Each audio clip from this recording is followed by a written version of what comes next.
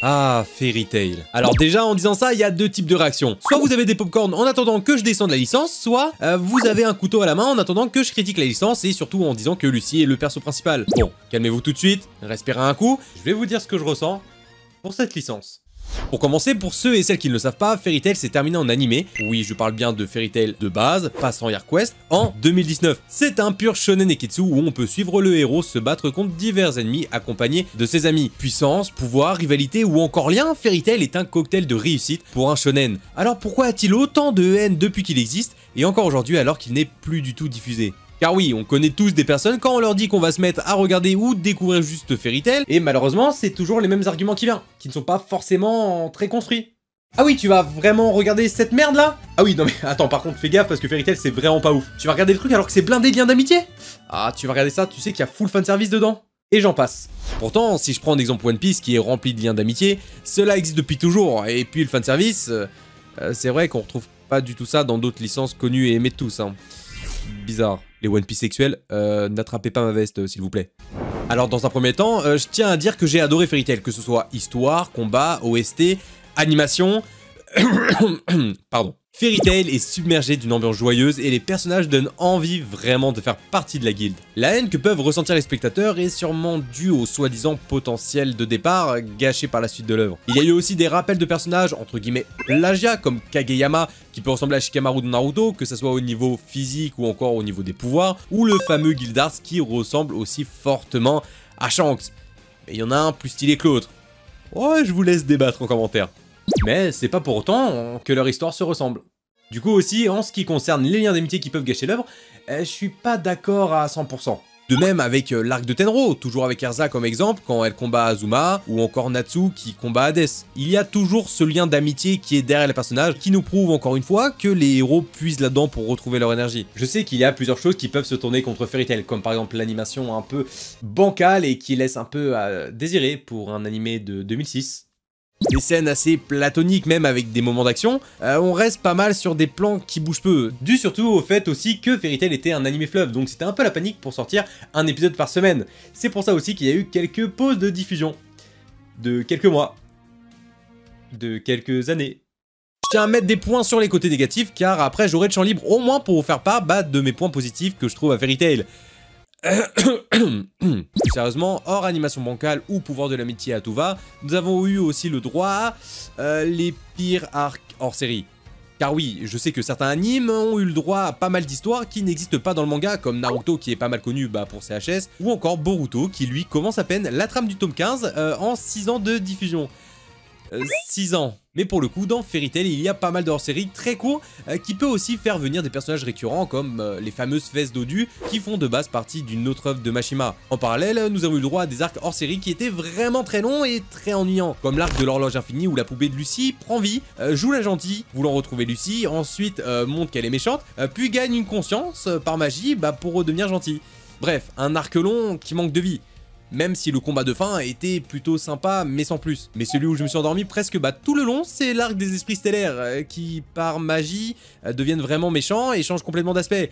Chaque esprit a un nouveau skin, hein. Même Léo il revient avec l'armure d'or dans Senseiya. Bon, après tanker autant d'épisodes plus longs que les autres dans la HS, on retrouve de très bons arcs avec de l'émotion, du combat, des révélations ou encore des retournements de situation. De très bons arcs comme Tartaros où il y a eu vraiment une réunion des nanas les moins habillées de la licence. Car oui, le point qui revient le plus en parlant de Fairy Tail, comme je l'ai cité un peu plus tôt, c'est surtout le fanservice qu'on peut retrouver dans la licence. Alors déjà, il faut savoir que le fanservice, ça englobe déjà plusieurs choses. Ça peut être tout simplement un personnage qui doit revenir, qui est beaucoup demandé par les fans, ou encore un combat qui est énormément demandé par les spectateurs, mais dans le cas de Fairy Tail, on va parler du fanservice féminin, et au niveau vestimentaire. Je pense que vous savez. Tenue légère à tout va, dès qu'un combat dure un peu trop longtemps et qu'on lâche un peu, et bam, 65% de la tenue qui s'envole par un seul coup de poing. De quoi faire rester les spectateurs, hein. Le pire dans tout ça, c'est que dans une interview, quand Mashima a eu la question de pourquoi il dessine aussi bien le corps des femmes, dans ses œuvres, sa réponse était... Là aussi c'est très simple, hein. J'adore ce genre de dessin, donc... Alors là, frérot, d'accord, mais quand il s'agit de dessiner Mavis avec un corps d'une gamine de 14 ans, c'est plutôt la tôle qui t'attend au bout du couloir, quoi. Il y a aussi un point qui revient beaucoup dans les débats de Fairy Tail, où j'ai fait la blague au début de cette vidéo, c'est Est-ce que Lucy est le personnage principal? Alors là, je sens qu'il y a des gens, déjà, ils sont en train de débattre. Tout simplement, Lucy, il faut savoir qu'elle prend la place de narratrice de l'œuvre. Natsu est vraiment le personnage principal, même si on peut dire que Lucy fait partie des personnages principaux, avec Grey, Erza ou Happy. Je pense. Il faut bien faire la différence entre personnage principal et aussi narrateur ou pour le cas de Fairy Tail, narratrice. Si je prends un exemple tout simplement My Hero Academia, Izuku va jouer tout simplement deux rôles qui est le personnage principal et aussi le narrateur de sa propre histoire. Vous savez très bien, la plupart du temps dans l'animé, on entend toujours Lucy qui va expliquer son histoire, qui va expliquer les moments présents, du coup ce qui fait d'elle tout simplement la narratrice, même s'il y a quelques arcs qui ont tourné autour d'elle. Je sais qu'il y a des personnes qui vont pas forcément être d'accord avec moi, mais écoutez, vous savez quoi? N'hésitez pas à me dire pour vous, quel est le personnage principal entre Lucy et Natsu? Je sais qu'il y aura plein de personnes qui sont pas d'accord, mais écoutez, n'hésitez pas en tout cas à me donner des arguments. Si je devrais donner le point noir de Fairy Tail, en tout cas ce que j'ai ressenti quand j'ai fait mon visionnage, c'est tout simplement les morts dans Fairy Tail sont inexistantes.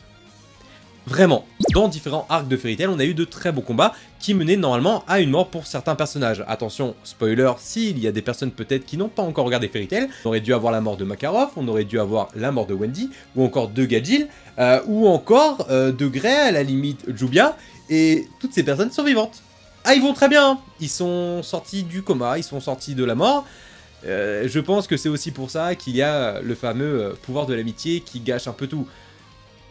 Oui et non. Je pense vraiment que Mashima a vraiment du mal à faire disparaître ses personnages. C'est dommage parce que je trouve vraiment qu'une mort d'un personnage peut rendre une scène vraiment extrêmement forte. Attention, encore une fois, un petit spoil envers Naruto. Si je prends l'exemple tout simplement la mort de Azuma ou encore de Jiraiya, qui a donné un goût à la scène vraiment énorme. Et du coup, ça nous donne un peu un goût amer au niveau de la mort. C'est dommage.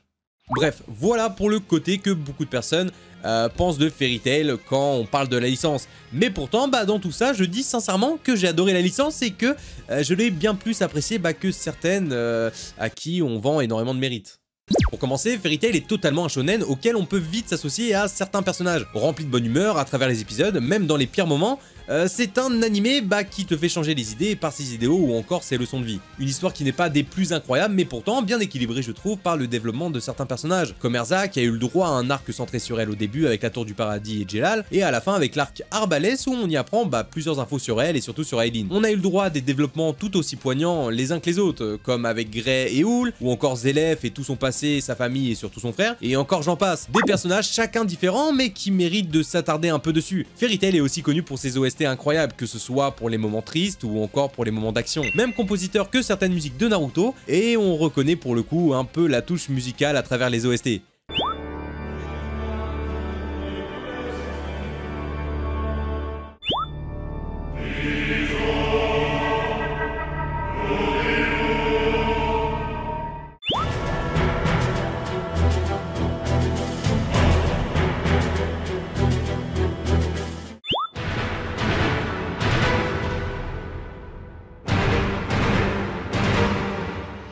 OST, mais aussi opening qui sont devenus plus iconiques les uns que les autres, comme le 1,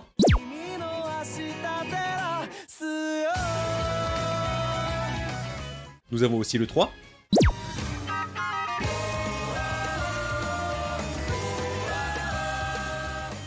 ou encore le 14,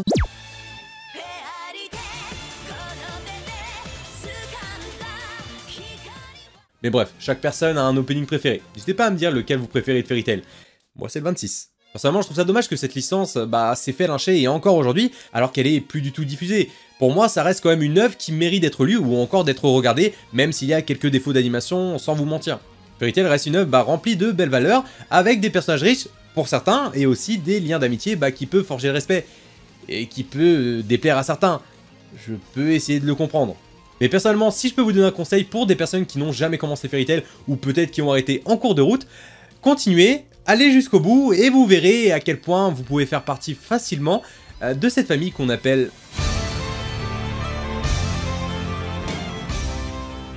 Je vais pouvoir m'arrêter là, merci beaucoup d'avoir regardé cette vidéo. Si ce genre de concept vous plaît, n'hésitez pas à me le dire en commentaire. Ou encore un petit abonnement et la petite cloche, ça fait toujours plaisir. Et dites-moi aussi tout simplement un concept que vous voudriez que je traite en vidéo. Que ce soit sur un personnage, un thème, une œuvre ou tout simplement un débat peut-être sur une œuvre qui pourrait être trop sympa encore à traiter. Et moi je vais vous dire tout simplement à la prochaine pour une vidéo. Et comme d'habitude, ciao!